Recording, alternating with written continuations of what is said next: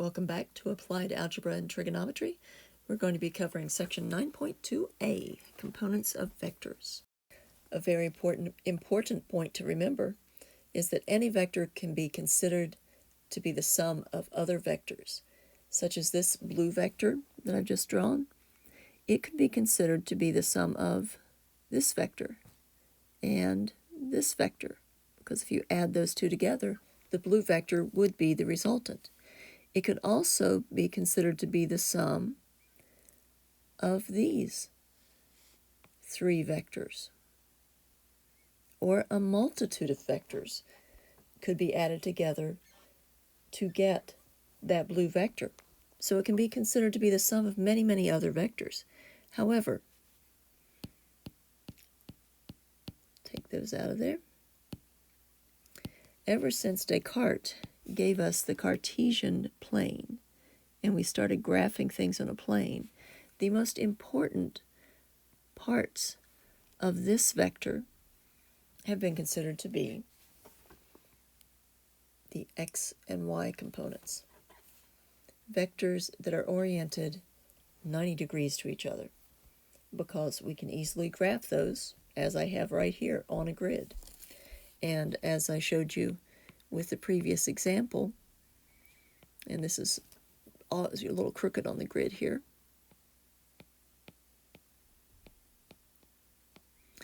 but if you walk 400 yards east and 300 yards north, you will arrive at the same position that you would have had you tried to cross through this swamp. Since we can move vectors around at will, as long as we do not change their slope, or in other words, do not change the direction in which they are pointing, we can put them on a Cartesian plane.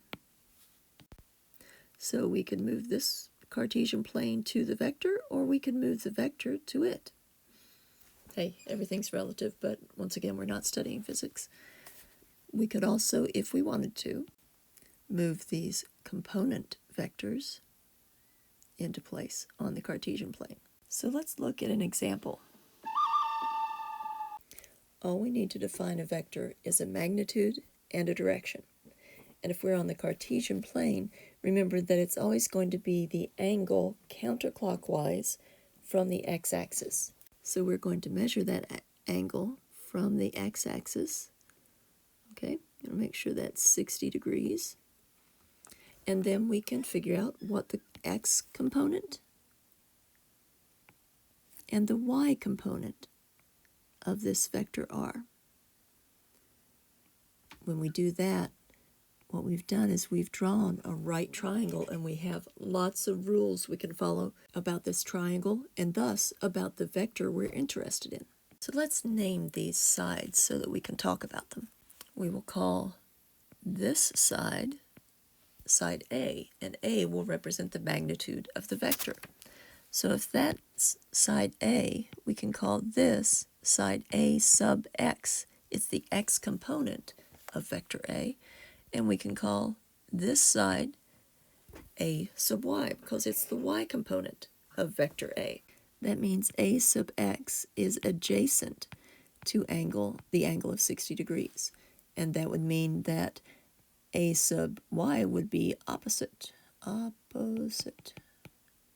the angle of 60 degrees. All right, time to search your memory. Opposite and adjacent sounds familiar.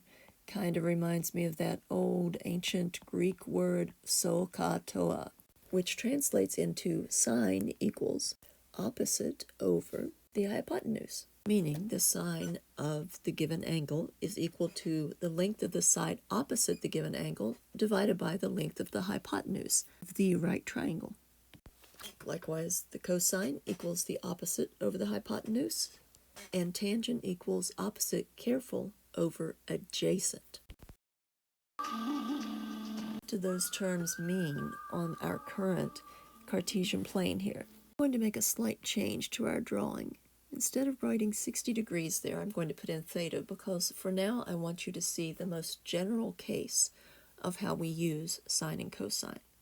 So let's start with the x-axis. The x-axis here, the x component of the vector, is the adjacent side, and it is cosine that deals with the adjacent. So the cosine of our angle theta equals the adjacent side, a sub x, over the hypotenuse, a. Now, if we want to find out how long that adjacent side is, we're going to have to multiply each side by a, and that will give us a times the cosine of theta equals a sub x, or in the order we usually write it, a sub x equals a times the cosine of theta. Then we can look at what happens with the opposite side, and to use an opposite side, we either have to use tangent or we have to use sine. And right here we're going to use sine. We'll have another use for tangent later, but it is the opposite side over the hypotenuse. Once again, to solve, we will multiply both sides by a to get a times the sine of theta equals a sub y, or as we usually write it, the y component of a equals a times the sine of theta. Now I've moved those equations down under my graph. Let's summarize what we've been talking about so far. To resolve a vector into its components, sketch the vector with its tail at the origin of a Cartesian plane, find the standard measure of theta, and calculate a sub x and a sub y. So let's apply all of this, the example with which we started. So we'll write 60 degrees, and a equals 2.0. So using this equation as our model, we will have a sub x equals 2.0 times the cosine of 60 degrees. So it's time to find the trig functions on your calculator if you've not done so yet, and you will find that a sub x does equal 1. If we then bring in our other equation for our y component of the vector, likewise we're going to say that a sub y equals, the length of a is 2.0.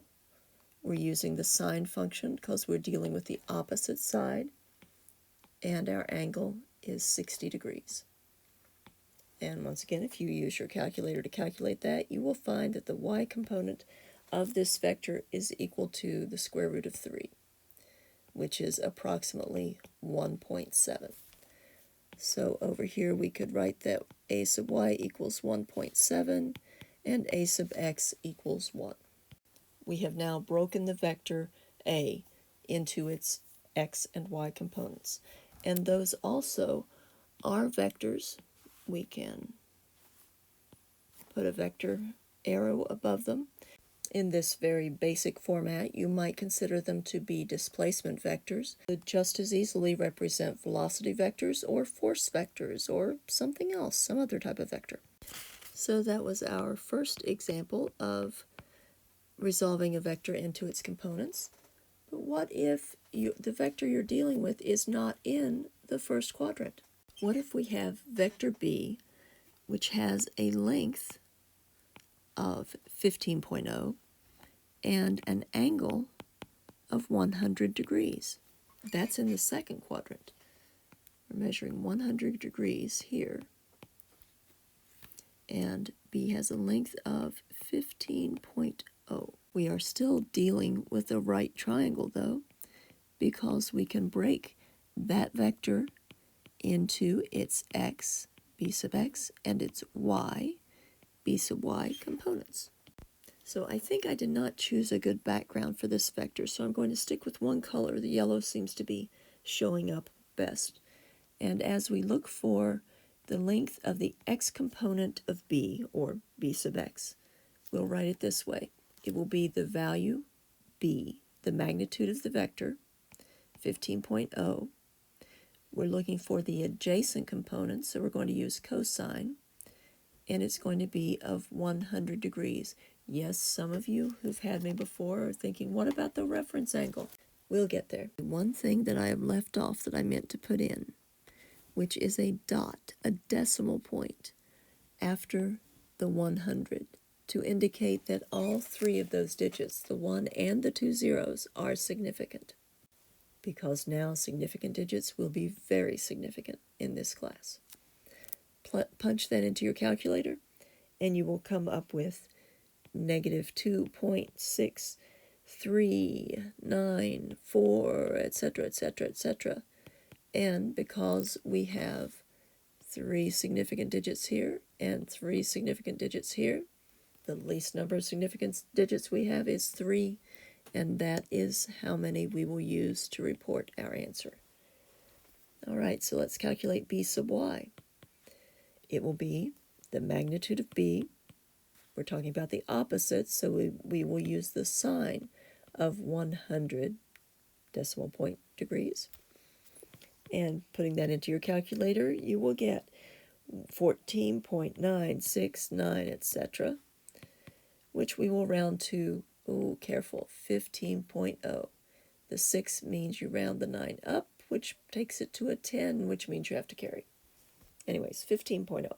I will end this video here. The next video will have some applications of this breaking a vector into its components. And then I believe I will do a separate video on reference angles. Keep an eye out for those.